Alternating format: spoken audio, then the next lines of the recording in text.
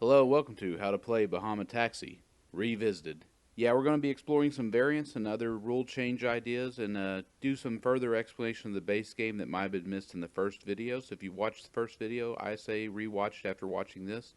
Also want to let you know I got a new board. I got it from 10signshop.com. This is what the website looks like. They're out of Branson, Missouri, and they have made this excellent print on tin.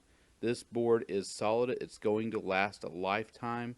It attracts magnets, and they have the file to print this up. You can see this is a 30 centimeter 12-inch ruler. So I think it's about 15 by 18, something like that. Can't remember, or 18 by 15, who knows. Anyways, not important. What is important is it is going to last a lifetime. If you want one just like this, 10signshop.com has it. That's where I ordered mine from. That's where you can get yours from. I paid for it. So this is not paid promotion. So, some basics that I must have neglected. You can only travel on roads. That's what the blue lines are. The green lines just show a border between suits. They are meaningless. And if you'll notice right in the middle of downtown, aces of the same color do not connect to each other. There's no bridges. So that's what makes aces somewhat unique. Now, to illustrate this game, I've color-coded the pickup points and the drop-off points. The pickup points are represented by the man standing on the areas. They want to be picked up and they want to go to those circles. Those are the passengers on the side of the board. That's where they're indicated. There's a draw deck. This is what your cab looks like. You sit in the driver's seat and you have room for 3 passengers. If that helps you visualize things. Now, on scoring notation, this is usually how I score it. Once you get your drop off, you'll write down the starting card, ending card, and how many spaces you got.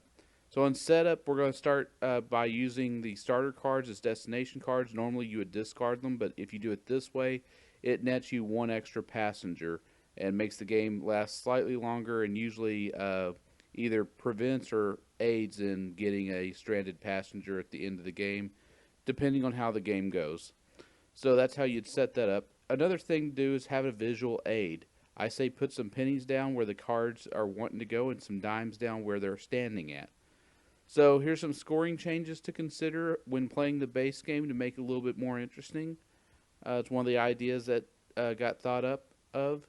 Also, that final passenger bonus, have not attempted with that yet. So if you attempt it, let me know how it goes for you. Also, there's a mirrored variant where, let's say that king of diamond, queen diamond passenger that's picked up normally at queen diamond. Well, now you can also pick them up at king diamond. So it's a little bit more to think about. And also, that same line of having the coins down, try a passenger avoidance rule. You have to avoid picking up another passenger when you're full. Otherwise, you have to take a penalty. This will encourage blocking.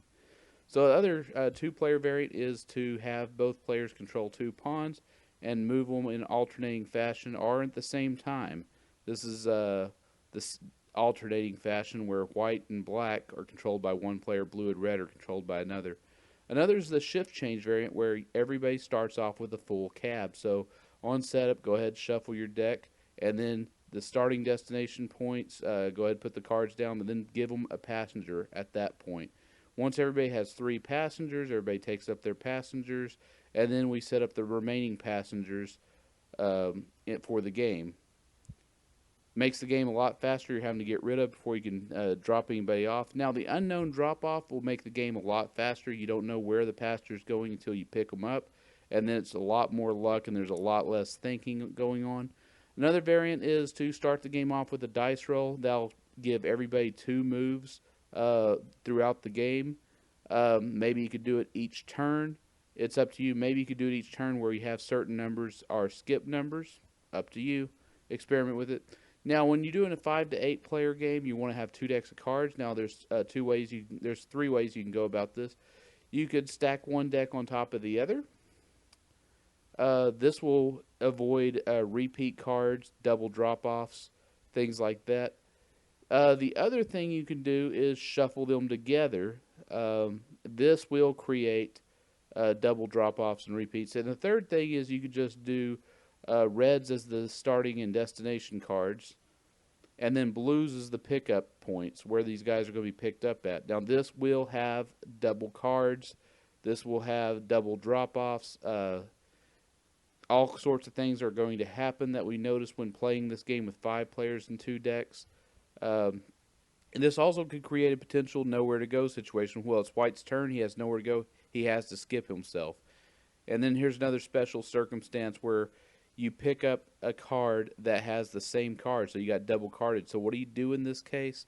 Well, in this case, this will be worth 1 point. It's an instant pickup and drop off. So you'd immediately put it in the discard pile, score yourself 1 point. A double pickup, if you have space in your cab, if you have positions for 2 and the deadline still allows you to carry 2 passengers, you have the space, you pick both of them up.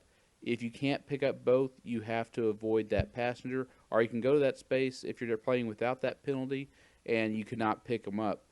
Um, so some other special circumstances that we need to talk about is we're going to talk about passengers from God. This is where if you're already on a space and that passenger gets generated, that it's automatically yours. Obviously, double cards cannot be claimed by a taxi that's at its passenger limit.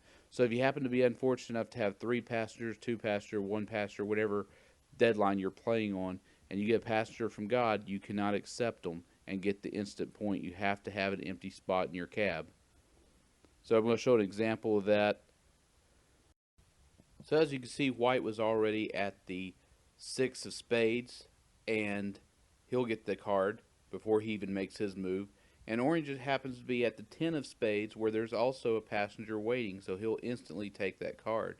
Now it's up to each player to notice that God has given them a passenger, so if they don't notice, they miss it. And after you get your passenger from God, you can take your turn. You must have room in your cab for it. And as always, if you enjoy this channel, you enjoy playing games, and you want to play games in public, but you do not have another player to play with, or you don't have enough players to play spades or some other game that you like, do come to the Reddit page, announce your city, announce what games you want to play, and check out every other post. There might be somebody with an old post on there that wants to play games in your city. Go ahead and reply to it.